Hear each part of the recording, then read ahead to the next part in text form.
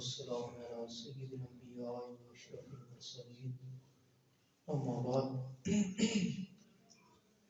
اللهم صل على محمد وعلى آل محمد كما صليت على إبراهيم وعلى آل إبراهيم إنك حميد مجيد اللهم بارك على محمد وعلى آل محمد كما باركت على إبراهيم وعلى آل إبراهيم إنك حميد مجيد حضرات محترم، قرآن پاک دے نامہ دی تشریح تو بعد اج تو قرآن دے حوالے نال ایک نویں بحث دا آغاز اسی کر رہے ہیں جدا عنوان ہے تاریخ القرآن، قرآن دی ہسٹری، قرآن دی تاریخ۔ اللہ رب العزت نے جس طرح کہ صحیح بخاری شریف کے اندر ہوتا ہے، سب تو پہلو قلم نو پیدا فرمایا اور اللہ تعالیٰ نے قلم نو حکم دیتا کہ قلم نے سوال کیتا الہی کی لکھاں، کہ اللہ تعالیٰ نے فرمایا قیامت تک جو ہونا ہے سب لکھ دے۔ چنانچہ قلم نے ہر چیز لکھ دی۔ ظاہری بات ہے اس لکھی ہوئی تقدیر قضاء و قدر دے اندر قرآن مجید دا وجود وہ بھی موجود ہے، اور جدو اس کتابت ازلی دے اندر قرآن دا وجود آ گیا تے پھر اللہ رب العزت نے اپنے اس کلام نو فرشتیاں نو حکم دیتا کہ لوح محفوظ دے اندر اینو محفوظ کر دیتا جائے۔ لوح کہندے نے تختی۔ اللہ تعالیٰ نے فرشتیاں دے حکم دے نال اس قرآن مجید نو لوح دے اندر محفوظ کر دیتا۔ حضرت امام مقاتل رحمت اللہ علیہ فرماتے ہیں کہ لوح جڑا وے یہ اللہ تعالیٰ نے عرش دے دائیں جانب ہے، جبکہ حضرت انس رضی اللہ تعالیٰ عنہ فرماتے ہیں کہ لوح اسرافیل کی پیشانی دے اوپر مرصع، اسرافیل دی پیشانی دے اوپر لوح ساری لکھی ہوئی ہے۔ اسی طرح حضرت عبد الرحمن بن سلمہ فرماتے ہیں کہ لوح او دے اوپر اسرافیل 24 گھنٹے نگاہ لگائے ہوئے اے جڑا آسمانہ دی طرف وہ ویکھ رہا ہے،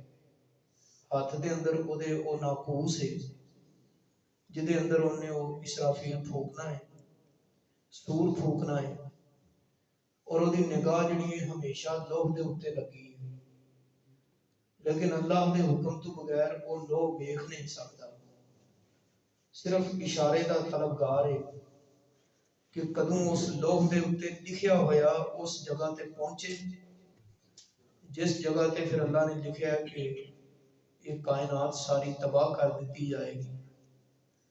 سور پھونک کے مردیاں نو اٹھایا جائے گا۔ جدوں چلدیاں ساری گل اتھوں تک پہنچ گئی جتھے اللہ تعالیٰ نے اس کائنات دا خاتمہ لکھیا ہے تے انہوں لوح پڑھن دا حکم دے دیتا جائے گا، اجازت دے دیتی جائے گی۔ پھر وہ جدوں لوح پڑھے گا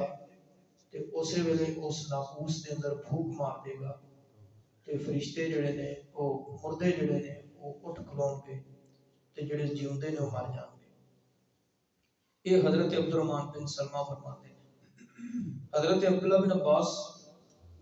رضی اللہ تعالیٰ عنہ فرماتے ہیں کہ لوح یہ جڑی تختی ہے یہ چوڑائی مشرق تو لے کے مغرب تک ہے، اور یہ لمبائی جڑی ہے زمین و آسمان دے خلا دے برابر ہے۔ حضرت عبداللہ بن عباس فرماتے ہیں جڑے قلم دے نال اس لوح دے اوپر لکھیا گیا ہے وہ قلم نور دا ہے، روشنی دا ہے، اور وہ قلم جب چلتا ہے لکھیا جاتا ہے تو وہ آواز آتی ہے، جس طرح کہ اللہ دے نبی صلی اللہ علیہ وسلم جدو معراج کی رات آسمانہ تے گئے تے آپ نے اتنے قلم چلن دی آواز سنی. یہ کہتے ہیں سریر خامہ، قلم دی آواز جڑی سرسراہٹ ہے وہ آواز پیدا ہوئی. یہ جڑے الفاظ نے حضرت عبداللہ بن عباس فرماتے ہیں الفاظ بھی نور دے نے. حضرت عبداللہ بن عباس رضی اللہ عنہ فرماتے ہیں کہ اس تختی دے آلے دوالے جڑا بارڈر بنے ہیں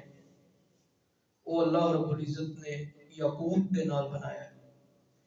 اور یہ اتے تے یہ تھلے اس تختی دے آغاز تے ابتدا دے اندر حضرت عبداللہ بن عباس فرماتے ہیں کہ اللہ رب العزت نے لولو والمرجان دے موتیاں دے نال اس تختی نو سجایا ہے. پھر اسی طرح حضرت امام ابن کثیر رحمت اللہ علیہ اپنی تفسیر چ لکھتے ہیں کہ حضرت عبداللہ بن عباس رضی اللہ تعالیٰ عنہ نے فرمایا کہ اس تختی دی پیشانی دے اوپر کی لکھا ہے ابتدائیہ جڑا ہے، ایک جس طرح کتاب دا ایک ابتدائیہ ہوتا ہے، آغاز ہوتا ہے، اس ابتدائیے دے اوپر اس تختی دے اوپر لکھا ہے کہ اللہ تو سوا کوئی معبود نہیں، اسلام اللہ رب العزت کا دین ہے، محمد رسول اللہ صلی اللہ علیہ وسلم اللہ دے پیغمبر ہیں، اور اللہ رب العزت ہی زندہ کرتا ہے، اللہ تعالیٰ ہی مانتے ہیں، اللہ رب العزت تو سوا کوئی معبود نہیں. یہ کلمات اس تختی دے آغاز دے اوپر لکھے ہیں. اس تو بعد پھر اس تختی جو کچھ بھی کائنات ہونا ہے روز قیامت تک سب درج ہے. طبرانی شریف کی روایت ہوتی ہے اگرچہ ان کی سند ایڈی کبھی نہیں کہ اللہ کے رسول صلی اللہ علیہ وسلم نے فرمایا کہ یہ تختی جڑی لوح ہے یہ چوڑائی لمبائی اسی طرح ہی ہے جس طرح حضرت عبداللہ بن عباس نے دسیا. زمین و آسمان کی وسعتاں مشرق کے مغرب کی چوڑائیاں کے برابر اس تختی کی چوڑائی ہے. فرمایا یہ وجود موتیاں دے نال اللہ رب العزت نے بنایا ہے، لولو والمرجان دے موتی جوڑ کے تے اس تختی دا وجود بنایا گیا ہے. پھر یہ پٹھے جڑے نے تختی دے جڑے پٹھے ہوتے ہیں فرمایا وہ یاقوت دے بنائے گئے اور یہ قلم نور دا ہے، یہ الفاظ بھی نور دے نے. یہ بھی لوح محفوظ جس کی طرف اللہ تعالیٰ قرآن مجید کے ارشاد فرماتے ہیں بل ہوا قرآن مجید فی لوح محفوظ. یہ قرآن مجید جب لکھ لیا گیا تو پھر انہوں اس تختی دے اندر محفوظ کر دیتا گیا. ایک موقف یہ بھی ہے کہ یہ تختی جڑی ہے اللہ تعالیٰ دے عرش دے تھلے ہوئے، جبکہ حضرت امام مقاتل فرماتے ہیں کہ یہ تختی اللہ رب العزت دے عرش دے دائیں جانب ہے. یہ دوسرا مرحلہ سی قرآن کا. پہلا مرحلہ قلم نو حکم دیتا گیا کہ انہوں لکھ دے.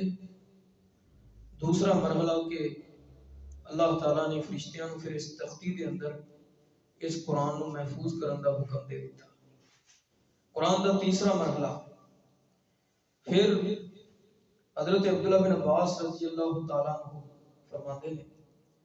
کہ اللہ رب العزت نے پھر اس قرآن نو رمضان دے مہینے دے اندر لیلۃ القدر دے اندر اس لوح محفوظ دے وچوں کڈ کے تے آسمان دنیا دے اوتے اتار دیتا. آسمان دنیا تے ایک اور مقام سی، او دا نام حضرت عبداللہ بن عباس فرماتے ہیں بیت العز، عزت والا گھر. وہ بھی ایک مکان بنیا ہے، ایک جگہ بنی ہے. اس تختی دے اندروں اس قرآن نو کڈیا گیا اور بیت العز دے وچ داخل کر دیتا گیا. پھر حضرت عبداللہ بن عباس رضی اللہ تعالیٰ عنہ نے قرآن مجید دیاں یہ آیتاں پڑھیاں انا انزلناہ فی لیلۃ القدر وما ادراک ما لیلۃ القدر لیلۃ القدر خیر من الف شہر. یہ لیلۃ القدر دے اندر اسی نازل فرمایا دوسری جگہ ارشاد فرمایا انا انزلناہ فی لیلۃ مبارکہ، اللہ تعالیٰ نے فرمایا کہ اسی اس قرآن کو برکت والی رات کے اندر نازل کیتا۔ وہ برکت والی رات تے قدر دی رات جڑی ہے وہ لیلۃ القدر ہی ہے جڑی رمضان کے مہینے چ ہوتی ہے۔ پھر یہ تین بڑے موقف نے کہ قرآن مجید لوہے محفوظ دے وچوں کڈ کے تے بیت العز دے اندر جب داخل کیتا گیا تے وہ دی کیفیت کی سی۔ ایک موقف یہ ہے کہ سارا قرآن کٹ کے تے آسمان دنیا دے اوتے اے جڑا آسمان سانو نظر آ رہا ہے یہ بیت العز دے وچ داخل کر دیتا گیا۔ دوسرا موقف یہ ہے کہ 20 دن لگے قرآن نو یکبارگی نہیں داخل کیتا گیا بلکہ 20 دنوں دے اندر لوہے محفوظ تو کڈیا گیا اور بیت العز دے اندر داخل کر دیتا گیا۔ تیسرا موقف یہ ہے جڑے بڑے بڑے علماء تے شیوخ ایک لمبی فہرست ہے، حضرت امام سیوطی رحمۃ اللہ علیہ نے اپنی کتاب الاتقان چ تفصیلات ساریاں لکھیاں ہیں کہ اللہ رب العزت نے تیسرے موقف دے مطابق 3 راتاں دے اندر ایک رات 23ویں رات جڑی تاک رات ہے، ایک 25ویں رات تے ایک 27ویں رات،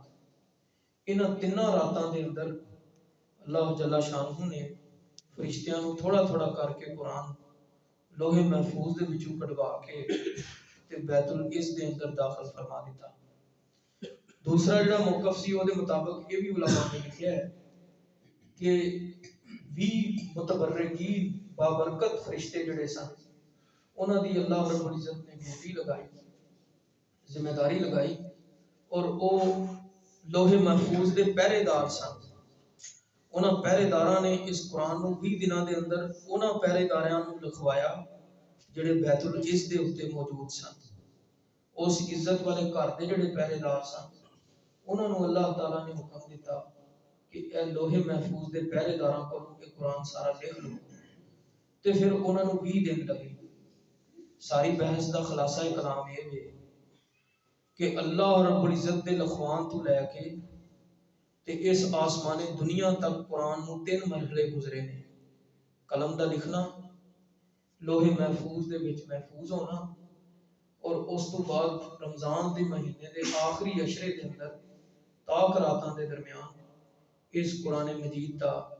آسمان دنیا دے اوتے بیت العز دے اندر داخل ہو جانا۔ یہ اللہ رب العزت دے حکم تے او دی قضاء و قدر دے نال سارے معاملات ہوئے۔ انہاں تیناں موقفاں دے وچوں درست موقف کی ہے، صحیح بات یہ معلوم ہوتی ہے کہ اللہ تعالیٰ نے ہو سکتا ہے تاک راتاں ساریاں راتاں دے اندر 5 راتاں قرآن کو تھوڑا تھوڑا کر کے آسمان دنیا دے اوتے نازل کیتا ہوئے۔ اسی لیے اللہ دے نبی صلی اللہ علیہ وسلم نو لیلۃ القدر دسی گئی، لیکن آپ مسجد چ تشریف لے آئے تے 2 بندے آپس میں لڑ رہے سن، انہاں دا جھگڑا چھڑاندیاں پیارے پیغمبر صلی اللہ علیہ وسلم نو لیلۃ القدر بھول گئی۔ پھر آپ نے فرمایا اس ہوں لیلۃ القدر نو رمضان دی آخری راتاں چ لبھیا کرو، تلاش کریا کرو، تے این ممکن ہے کہ جڑیاں اسی 5 راتاں عبادت کرنے اللہ تعالیٰ دی وہ 5 دیاں 5 ہی تاک ہون لیلۃ القدر ہو کہ اللہ تعالیٰ نے انہاں 5 راتاں دے اندر تھوڑا تھوڑا کر کے قرآن مجید جڑا ہے آسمان دنیا بیت العز دے اندر داخل فرمایا۔ اے آسمان تو عرش تو لے کے آسمان تک دا سفر سی قرآن مجید دا۔ کل دے سبق چ انشاءاللہ پھر یہ آسمانہ تو زمین تے کدوں آیا اور کس طرح آیا یہ دے بارے بات کریں گے۔ اللہ تعالیٰ قرآن نال محبت توفیق عطا فرمائے۔